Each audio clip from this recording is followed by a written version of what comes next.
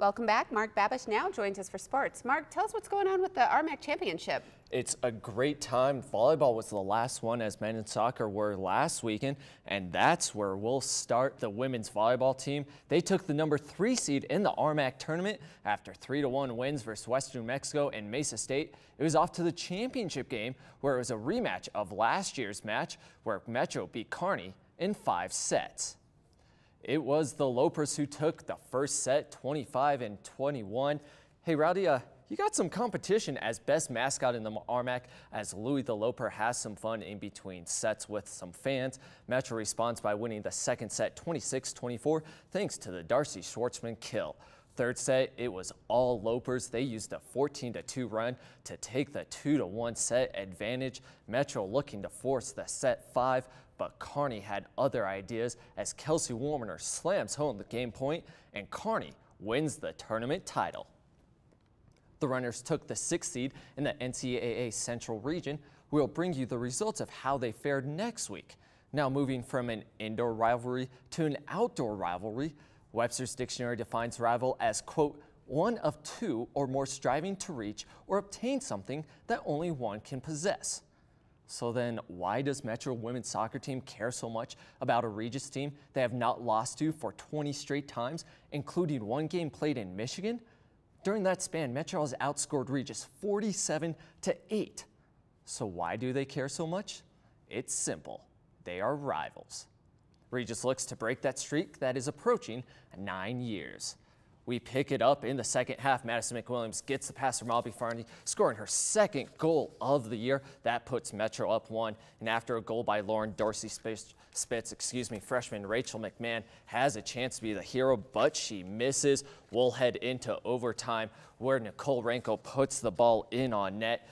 But the Regis keeper is right there, tips it over the bar. Second OT now. Jordan Miller passes it over to McMahon. McMahon fires a shot from 20 yards out, and the streak is over. Look at the gentleman in the white hat. That is JB Belzer. He is excited. We caught up with him after the game. It's a huge albatross that's hung around your neck when you don't beat a program for 8 or 9 years straight.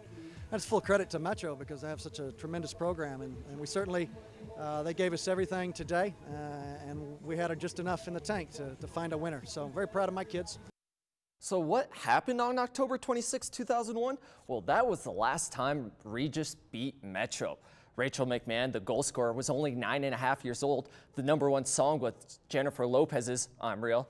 No, you're a fan of that, Anthony. Life as a House was the top grossing movie, and it was 3,255 days in between victories for Regis. Oh, the weather outside is frightful. Actually, no, it's not.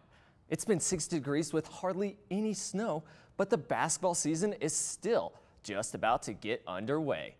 The men under new head coach Derek Clark are chosen second in the RMAC, grabbing 4 first-place votes. Fort Lewis took the top seed as senior guard DeAndre Lansdauer took the preseason player and defensive player of the year honors for the Skyhawks. Reggie Evans was a unanimous preseason all-conference team selection, and Jonathan Morse joins him on the team. The Runners come into the season ranked 15th nationally. The women also have a new head coach in Tanya Javi. She inherits a young team that could surprise a few folks this season. The Runners are chosen 6th in the RMAC, and Kristen Valencia was named preseason defensive player of the year.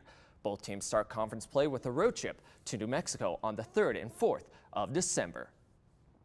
Now, most college athletes just have to deal with school and athletics, but for Anna Mapes, she has more than just those on her plate. Morley gets it up. The attack by Anna Mapes jumps out of the gym. It's been a long road for Anna Mapes to Metro State, a road that started 13 years ago at the University of Mississippi. I was actually struggling with an eating disorder and needed to leave to take care of that. Mapes left the Rebels program and went into treatment. That's when she rediscovered her passions. That there were, certain things in my life that were missing because of the eating disorder, and so I was really able to, find those things again and kind of find the passion again or my passions in life again. By her mid-20s, Mapes was married and a mom. She got into coaching. It would seem her playing career was long over. After spending 2 years down at Fort Lewis College as an assistant coach, Mapes decided it was time to put on the jersey and come to Metro State. Metro has a strong tradition of volleyball. They were always top in the conference, and I really wanted to make the most out of my second opportunity. And I felt also that Metro has caters a lot to the non-traditional students, so I felt like it would be a good fit for me. Now in her 30s, the mother of two juggles her commitments at home, school, and on the volleyball court. It's very hectic, it's very stressful.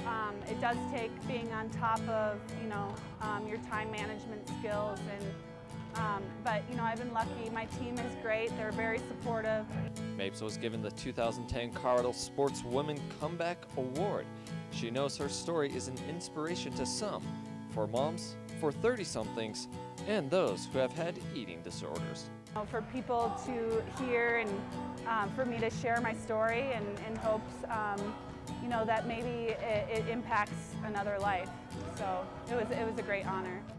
And a big shout out to the Colorado Rapids after advancing to the MLS Cup, beating the San Jose Earthquake 1-0. We were there with the supporters before the match as they marched down the 16th Street Mall. Go Rapids. I am looking forward to that game. Mark, I am real. I'm real sure that this rivalry between Regis and Metro just will never end. But thanks for the shout out. I appreciate it. Hey, not a problem. I know you're a big J-Lo fan, so. I guess I just can't lie. Thanks, Mark.